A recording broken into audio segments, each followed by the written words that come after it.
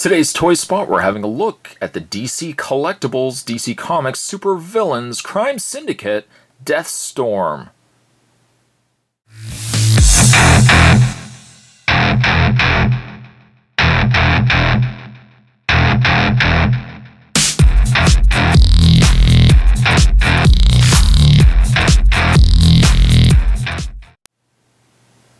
Spot would also first like to take a chance and give a shout out to XXX Twisted Falcon XX, one of the viewers that watches my videos. Hello to you, sir.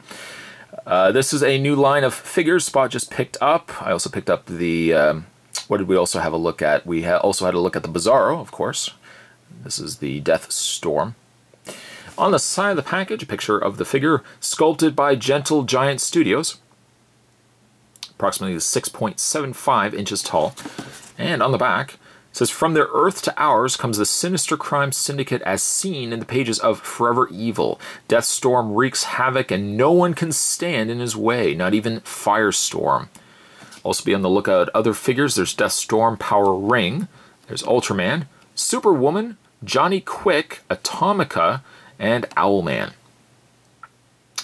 And of course, you can also head over to comicshoplocator.com. Spot says you can always go to your local comic book stores, but if you're not quite certain where your comic book stores are, you can go over to comicshoplocator.com as well. What I'm going to do is take a break, get this opened up, and when we come back, we can get a better look at DC Comics Super Villains Deathstorm. There's more heading your way, guys. Don't go anywhere. Stay tuned.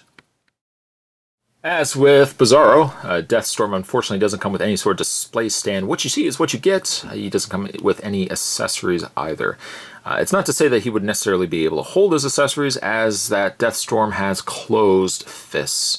However, he does have something rather interesting, and we will get into that in a second. But before we do that, let's have a look at the face. Really nice work on the flames. Obviously, they are slightly translucent, but the sculpt on him is phenomenal. It seems like they can't quite do flames with skulls, and Spot's owned enough of Ghost Rider figures to kind of know that that seems to be the problem. Deathstorm, I want to say Firestorm, but Deathstorm really has nailed it. I love the fact that it's translucent, and I also really like the fact that even though there is no light piping, like there is no section at the back that you can shine light through, you could shine it really from the top. And, you know, his eyes would light up, meaning that they are sunken in and using the same translucent orange plastic. So really a nice touch. His mouth is open, you can't close it or anything like that, but with some really phenomenal detailing and paint on the skull. Because they've added all this extra wash, this kind of bluish gray wash in little crevices and creases in the skull, it really brings out a lot of these details. Covered, of course, in also this burgundy that carries also into his logo, the little symbol on the side of his chest, and also the majority of his suit. The figure is muted. It's not a vibrant color, but it works perfectly for the kind of character that he is. By a scale comparison, and really just a comparison in general, there is Bizarro with Deathstorm. Very different figures from one another, very different characters really from one another as well. I like the coloring of Bizarro. I know I kind of said that the eyes were a little harder to see, but I still, to take nothing away, I still like the coloring of the skin. Bizarro, by comparison to Deathstorm here. Deathstorm's, again, not as bright of a color character, but really makes up for it with a just phenomenal sculpt. Now, as the thing I was telling you about, when I got this figure out of packaging, I was thinking to myself, you know what? Don't tell me he doesn't have any articulation in the elbows. Now, DC collectible figures don't tend to have a lot of articulation versus some of the more super articulated figures like DC Universe figures, for example. But I was surprised. I'm taking this out of packaging and I'm thinking, oh no, don't tell me he has no articulation in the elbows. Yes, he does have articulation in the hands, and he has the articulation in the, well, I really shouldn't say in the shoulder, I'll get into that in a second, but where's the articulation in his elbows? It wasn't until I started playing around with it that he does have articulation, but because he's wearing a fabric outfit, the articulation has been covered by this rubbery material, kind of this pliable rubber. which actually means, if I just turn the figure to the side here, you can, not well, but you can bend the figure at the arm, as you can see right here. It's not perfect, but bending the arm at least gives you natural creases. Again, you kind of have to, it helps also too if you stick your finger right where you think the socket is, and you can feel it sunken in, and just kind of bend it while your finger is in there. And you can see that there is that bend in the elbow. But that's a nice touch. I don't know how long it would be before possibly this starts creasing or ripping, but it's a nice touch, and be an interesting experiment to see this with future DC collectible figures. It's, again, a really ingenious idea.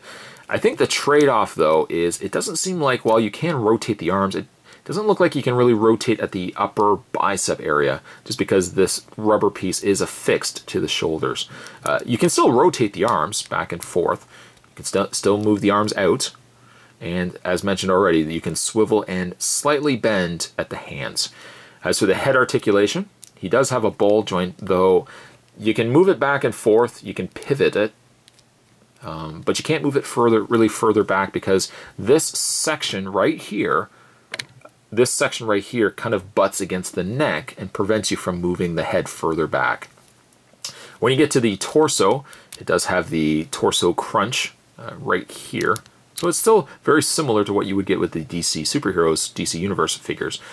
Swivel in the waist, and then when it gets to the legs quite easily move forward, back, out. He has the swivel in the thigh, which this new swivel that they've started to put into the thighs of figures, really nice. It's concealed, but you can still get a lot of movement out of it.